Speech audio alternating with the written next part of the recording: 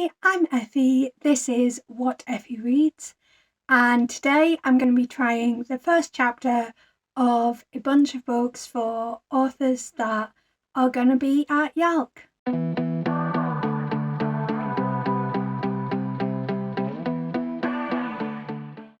So this upcoming weekend I'm going to be at YALC, which is the UK's Young Adult Literature Convention, a massive bookish event that takes place in London. This is going to be my first time attending and I'm really excited. And my toxic trait is buying a whole bunch of books and thinking that I'm somehow going to have time to read all of them before YALC. As I'm currently between books at the moment, and I do have an awful lot of books by the YALC authors, I thought what I would do is I would try the first chapter of all of the books that I have and just see which ones are most appealing. I do have quite a lot of books. Some of them I already had before I went on this strange buying spree. An awful lot of them I have bought because I knew the author was going to be at YALC. But I would say, generally, these are all books that do appeal to me. So it's not the worst thing if I haven't read them now. And it's also not the worst thing if I end up choosing not to meet these specific authors at YALC. So I do have a stack of physical books, but what I'm going to do is I'm going to start with the books that are on my Kindle and just kind of give you my thoughts. Because there's so many of them, I'm not going to be going into blurbs and whatnot. It's literally going to be my first impression of the first chapter and prologue if these books have a prologue. I hope this all makes sense. I will timestamp this video with each book. Obviously, I'm only going to have read the first chapter, so no worries about spoilers. And I guess let's just get stuck in. First up, we have Hold Back the Tide by Melinda Salisbury. This book seems to talk about a young woman who has a murderous father. I think it's her father anyway. And my initial reaction was simply, in a very short first chapter, I think it's only a couple of pages long, I was immediately hooked and I need to know more about this story. Win, Lose, Kill, Die by Cynthia Murphy. This was an incredibly short first chapter. I think it's only about half a page long, but it managed to convey a lot of detail about this potentially morally grey, if you can even say morally grey, she could be worse than that, protagonist, and just had me feeling really truly reeled in. So already we're off to a really good start. I think these were the first two books for this video that I read, and I was so excited by what I was reading. The next book that I read the first chapter of was It's Behind You by Catherine Foxfield. This is not the last time this author will pop up in this video. I really enjoyed the first chapter of this book as it felt very fresh, very different, rather than your standard storytelling device. It was told via an interview between one of the people that you presume is going to be a contestant and one of the people that's a producer for the show. And it does a really good job of setting up this scene of a haunted cave, creating a real sense of peril, and at the same time you get a really good insight into the character of Lex. This book felt really fresh and unique and just had me completely intrigued by the concept. The Book Eaters by Sunny Dean. This is a book that's not out until September, I believe, but I am lucky enough to have an e-arc of it. I was very intrigued by the opening chapter. It did give me more questions than answers, but that's kind of to be expected in the introduction to a story. It also felt like a good thing because it left me needing to know the kind of monsters that Kai and Devon are. I feel like my initial impression was possibly that this was going to be a gentler, slower read than some of the other books that I was picking up for this video. I do think I'm going to thoroughly enjoy the Book Eaters, but I also think that it's not quite the right book for right now because it is going to be a slower, more gently paced book, but I also think it has potential that I'm going to be absolutely obsessed with it when I do read it.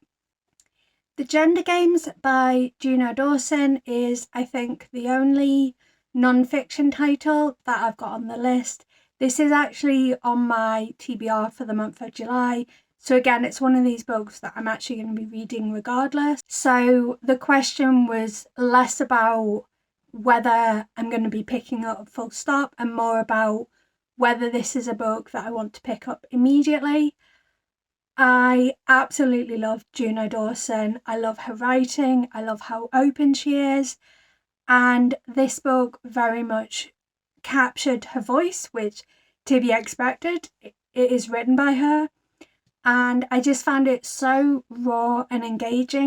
As she opens the book by talking about how she decided to tell her mother about transitioning, and it just sucks you in, and it kind of feels a little bit like a friend taking you into their confidence and telling you their story.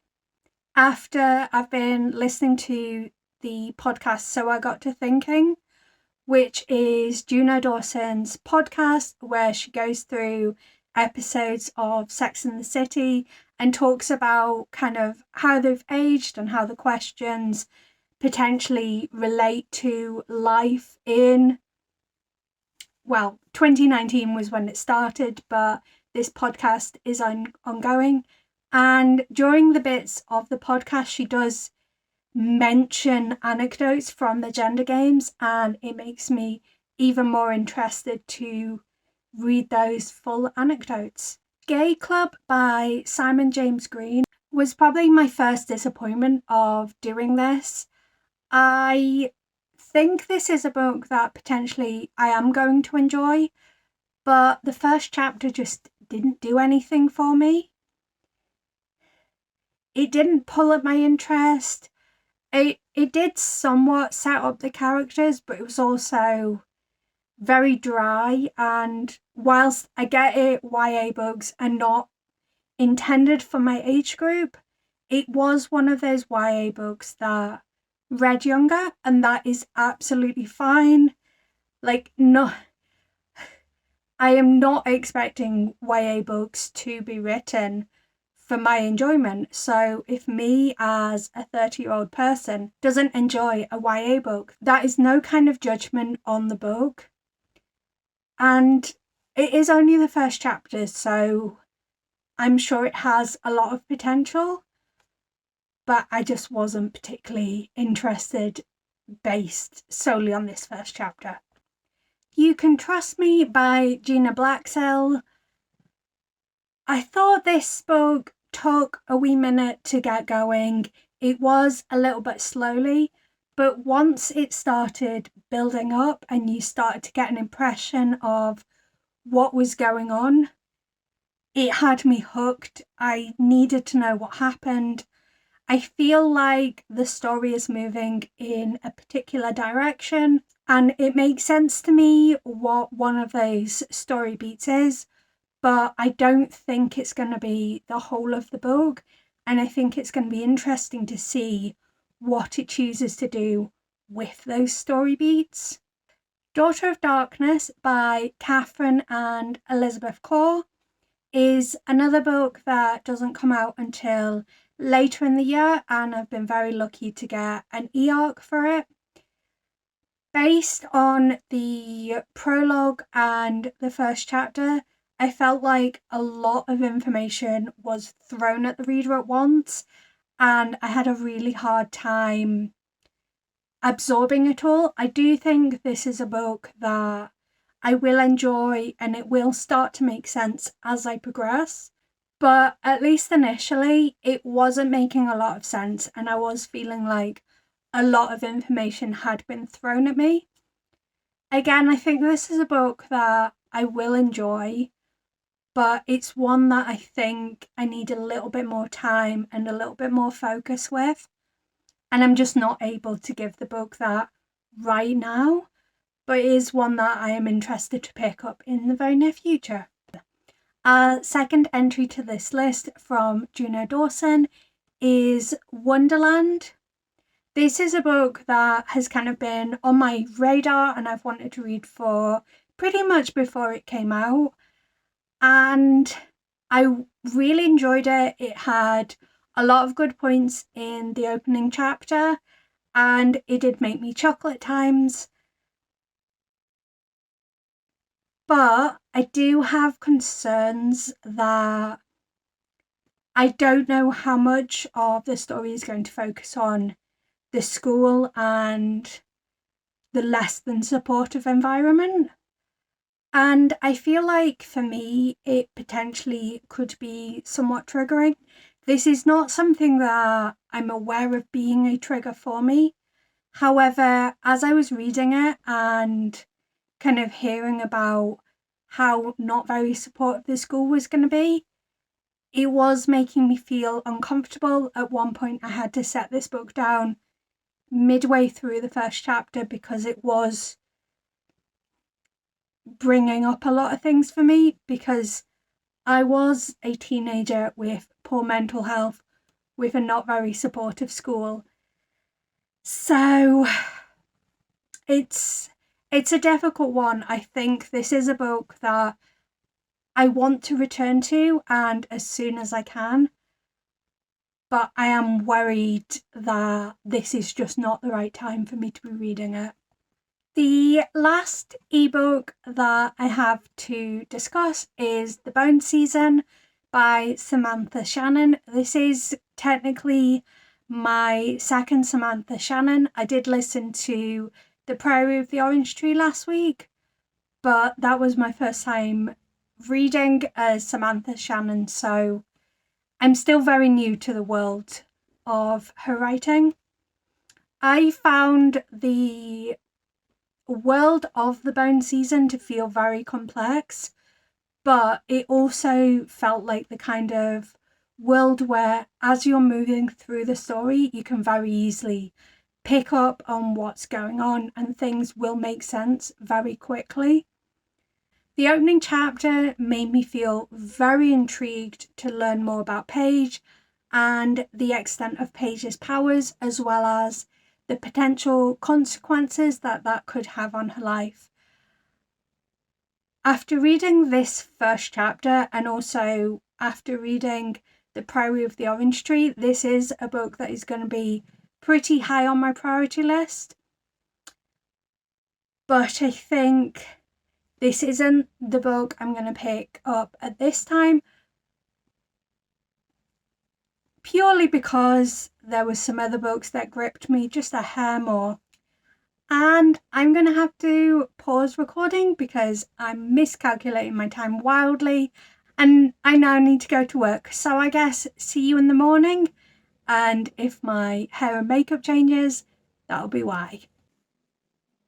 Hi, I'm back. I've done a full shift of work, had a quick nap because it was an intense shift, and I'm back to talk about the physical books that I tried the first chapter in. First up, we have Ace of Spades by Farida Abike Iyemedi. This is one of the books on this list that I knew a little bit more about. It's been described as Get Out meets Gossip Girl, and I know there's like some kind of character that's threatening to release the character's secrets, but I still went into it not knowing a massive amount.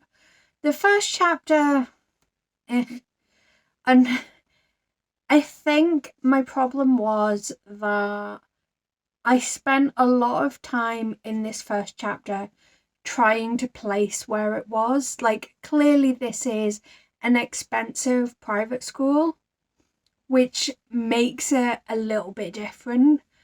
But there were elements of it that felt like it was taking place in the US. And then there were elements of it that felt like a UK school.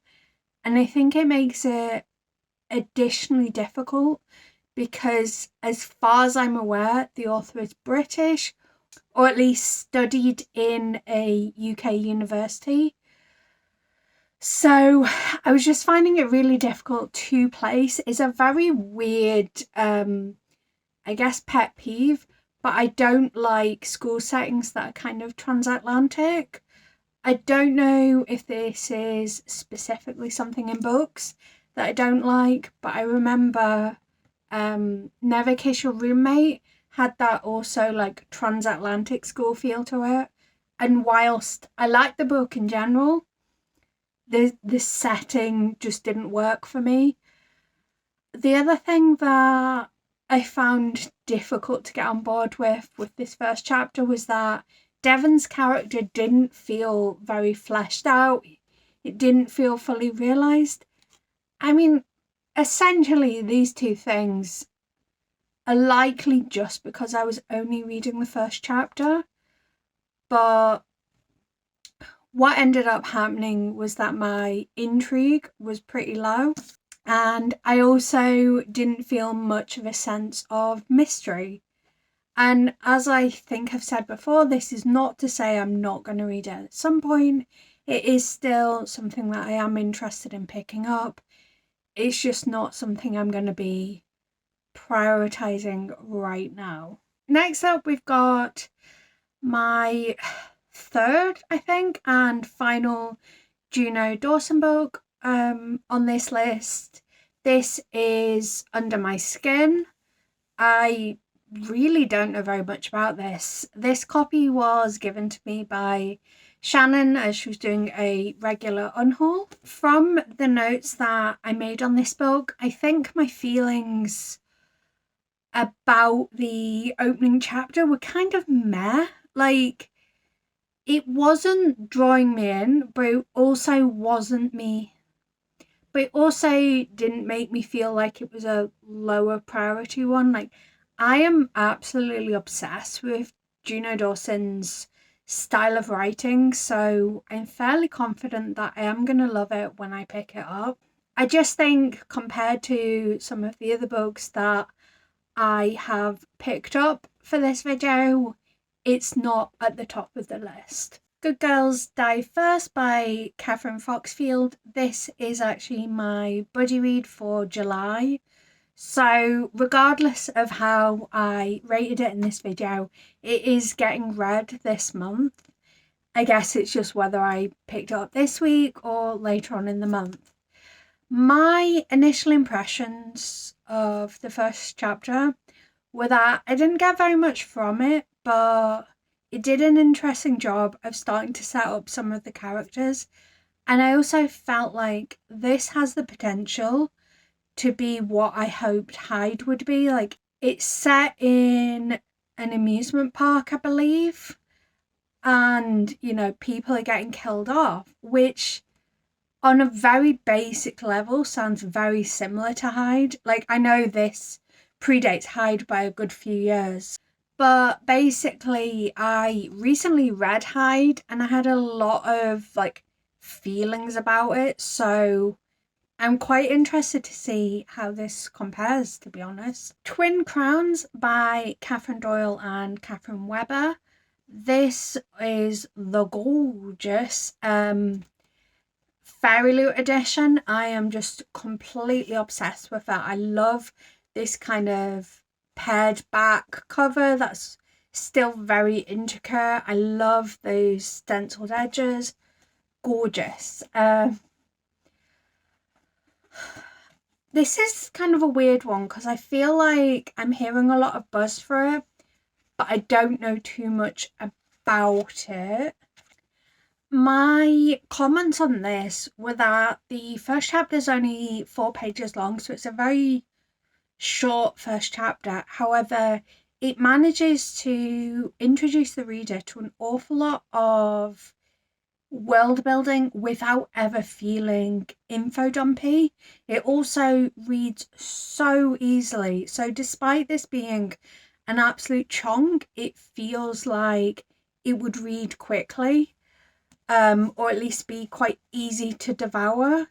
And the other thing was that the opening chapter left me feeling very intrigued about Ren and Rosa's story, because you've got these characters who are supposedly twin sisters but also appear to be on opposite sides of something. So very interested to see how that came about, how they were separated, all that kind of intrigue. I also think you've got a potential for a kind of Prince and Pauper storyline, which is something that I've been wanting to pick up recently, but I think it's the kind of thing that's sort of fallen out of fashion to have as a storyline. Her Dark Wings by Melinda Salisbury. This is a book that I had on pre-order and has, like, I think it's technically not out until tomorrow, but Waterstones did that thing where they sent it out super early. But despite all that, I actually am not terribly familiar with what this is about. I think it might be a sort of Persephone story, but I couldn't tell you for sure. I feel like the opening chapter raised some very interesting questions. Foremost of those was the question of whether the mention of Greek burial rites was meant as a literal thing or a metaphorical thing. And I'm also very interested to know why our character hates Grey, I think. Bree? No. Where did I get Grey from? Oh, apparently I just can't read my handwriting. I'm very interested to know why the character of Corey hated the character of Bree. I also felt like the writing style was really compelling and it got me hooked, wanting to know more about this story. The Screaming Staircase by Jonathan Stroud. This was one of few actual major disappointments out of these books. Again, as I keep saying, I will eventually pick it up and give it a fair shot. But based on the first chapter, it was just weak. So part of it was that I went in with certain expectations about the story and the way it'd be written, and it wasn't that. I expected Lockwood and his co-worker to be adults, and that's very much not the case. It's established almost immediately that they are children, which gave it an almost puerile tone. I'm not sure what the angle is there, but I guess I will see as I progress into the book. The other thing was that I was expecting the perspective to be either from Lockwood's POV or to be third person. I mean, beyond that, the story elements just weren't interesting. There was nothing that made me go, ooh, I have to know more about that. It was just quite a weak opener. And what I found really interesting was that this was the second Jonathan Stroud that I read for this project, and the difference between this and the other Jonathan Stroud was just so massive. So I think I'd expected this to be a lot stronger in its opening than it was. But I also appreciate that this is a little bit of a different genre. Beasts of Prey by Ayana Gray. This book, I was so intrigued based on the first chapter, and I think this series has a potential to be maybe an all-time favourite. It is one of my favourite kind of subgenres, is Afro fantasy. So I'm really, really excited to pick it up. It felt very rich and full of all these different elements. The only thing is that something about this opening chapter made me think this might not be quite the book for right now. And in my notes, I said possibly that it feels complex. Like, it feels like there is quite an intricate magic system. Now, I don't know because I have only read the first chapter, but I am very excited to pick this up. I think it's a duology. So I think I'm almost definitely going to pick up the sequel if it's out and or available at YALC, because I am intrigued. I just think, well, I mean, ultimately, I can probably only read 1 or 2 books before I go to YALC, and my gut instinct says this is not quite the right book for right now. So unfortunately, it doesn't make the cut of those 1 or 2 books. Skullduggery Pleasant by Derek Landy. Obviously, I've seen this series around. Like, I think it's been around since I was a teenager. But for whatever reason, I've never picked up. Thinking back, I'm wondering if I actually did own at least this copy when I was a kid. I don't know. This is an edition that I picked up fairly recently. It was one of my toxic trait. I'm going to pick up like all the books I see by authors that are going to be at YALC. So the opening chapter reads so easily and so quickly draws you into the story. It does feel like this would be an incredibly quick read, and it made me feel very intrigued to continue. I also really like that something that I picked up about the storytelling and the writing style was it felt very akin to Pratchett, which I think is interesting because Pratchett has such a unique writing style that you don't really see anything like it. So I'm very intrigued to pick this up. I was going to listen to it as an audiobook, as Scribd has like all of the audiobooks, and a lot of them are bundled together in like 3 books in one. But I guess life got in the way. I kind of got hooked on the So I Got to Thinking podcast. So I didn't end up listening to this audiobook, but I do still have that option. Like, I'm going to have lots of downtime, I suspect, when I'm in London, and I do also have quite a long journey down. Letters to the Lost by Bridget Camerara. This was a very late addition to this video as I did my TBR earlier in the week, and part of it was that I got my best friend Shannon to add a book to my TBR, and this was one of the books that she recommended. And then on Monday she was like, surprise bitch, I've actually bought you the 2 books you didn't already own. So I now have my own copy and I am tabbing it. I don't know how much I'm going to tab it, but it already has at least 1 tab. And that's just from the first chapter. And I think that first chapter does a really good job of drawing the reader into the story and setting the scene. It definitely left me feeling very interested to learn more about Murphy's story, as well as diving into the life of Zoe's daughter and just kind of seeing all of their stories, to be honest.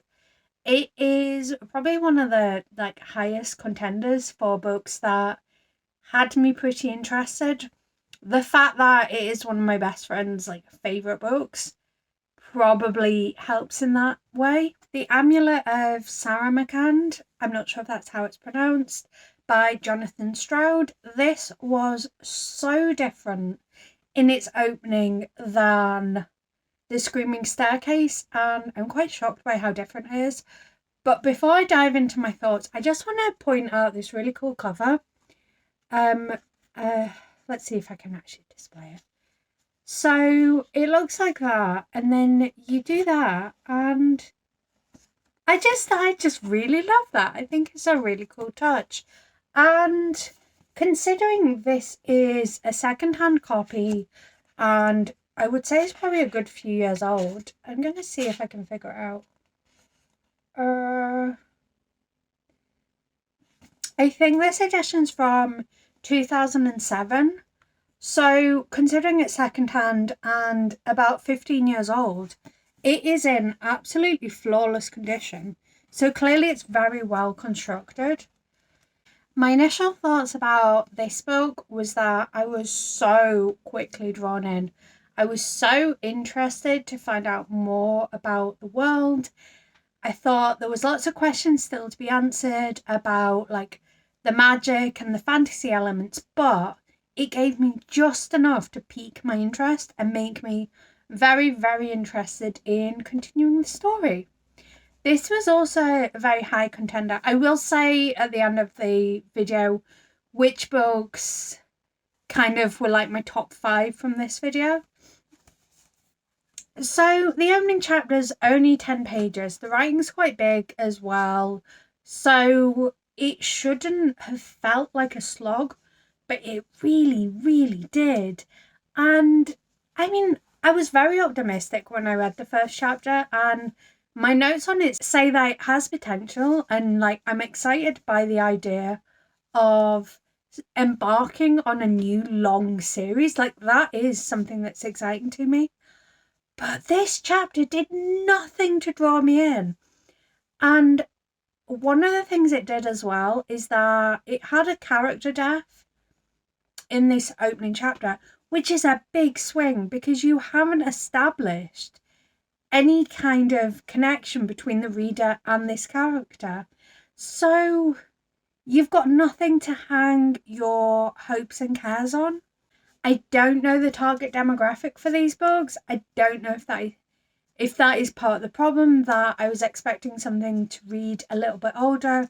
Like obviously I'm not expecting anything to be older than middle grade, but I don't know, like it just did not do very much for me, and it was a shame.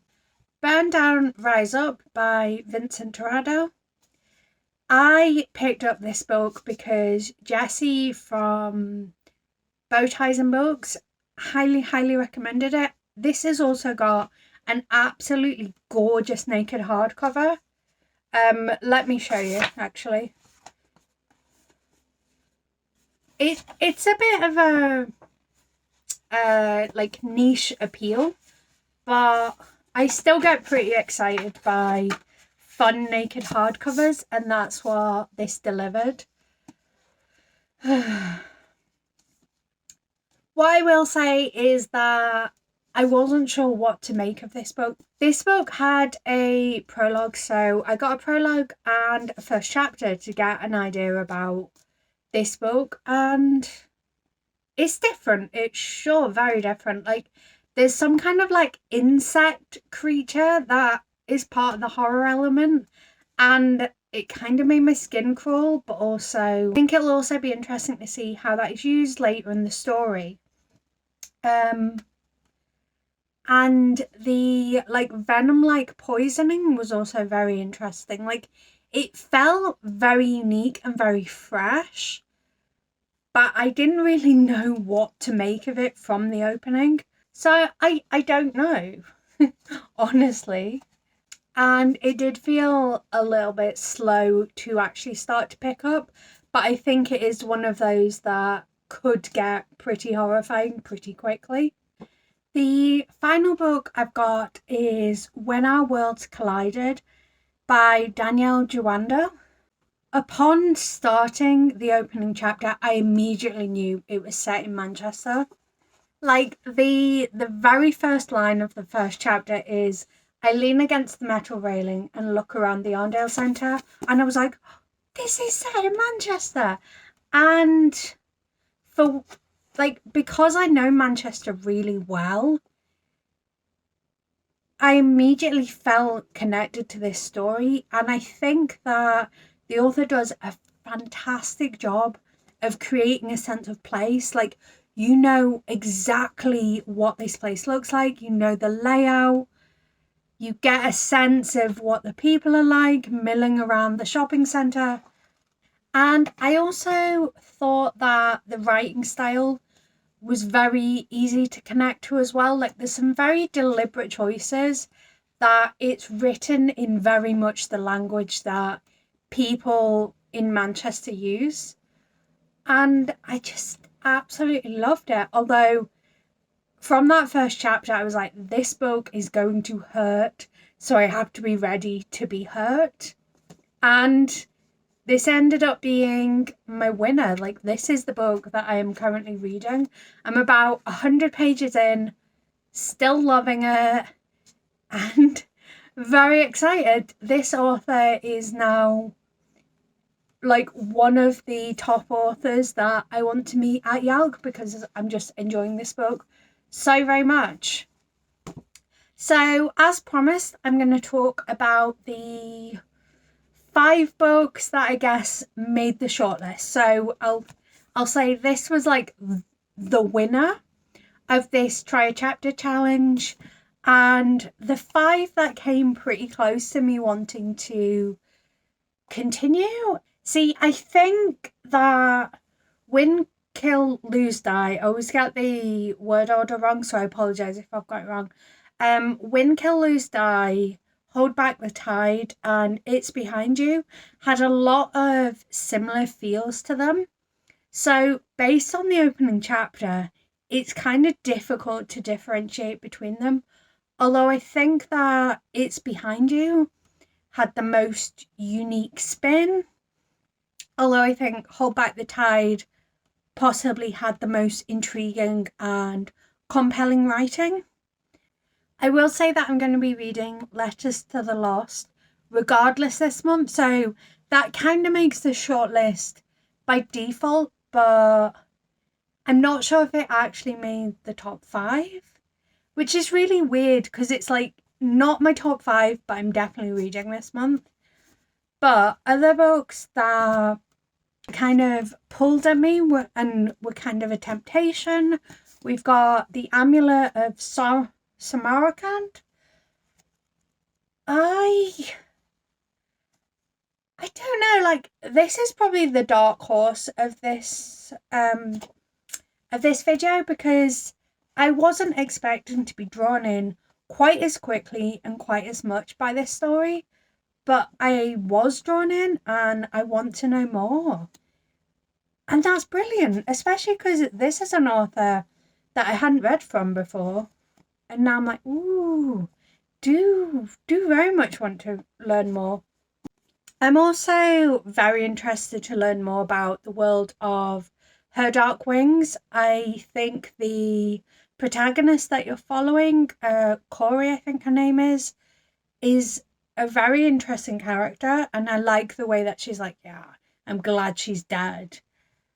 And that makes for a very compelling, interesting story. And I mean, this cover is stupidly beautiful. Like, the photos online when you order this do not do justice to just how freaking beautiful this is. And I guess this actually makes my shortlist like 6 or 7, depending on if you include Letters to the Lost. But Skullduggery Pleasant has to be pretty high on my shortlist because it feels like it's going to be a really quick read and it pulled me in very quickly as well. So that is a whole heap of books that I tried the first chapter of. I feel absolutely surrounded by books, but I'm very excited. I also feel like this has given me a bit of insight into starting to narrow down what authors I want to prioritise at YALC. Obviously, I've got a handful of authors that I 100% need to meet at YALC. And then, based on how I felt about various books in this video, I've got authors that I would really like to meet because their writing has been absolutely gorgeous. So I'm very excited to go to YALC this weekend. A little bit nervous as I'm going on my own. If you do see me, like, do say hi. I think it'd be really, really cool if someone happened to recognise me. I'm going to be trying to post outfit of the days on my Instagram, which is at @fe_reads. I think I'll post it in my story, so feel free to give me a follow on there. And I'm not sure if I'll be posting them to my Twitter as well, because I don't really use my Twitter very much. But I may be posting snippets throughout the weekend. Who knows? I mean, I don't know what to expect from this weekend in general. I don't know how I'm going to react to it, but I'm very, very excited. If you enjoyed this video, please do give it a like. If you enjoyed hearing me talk about books, I do it a lot, so please do hit the subscribe button. Let me know your thoughts on any of the books I've talked about in this video. I'd love to discuss. Obviously, please try and keep it spoiler free because, you know, I have only read the first chapter. And until next time, bye!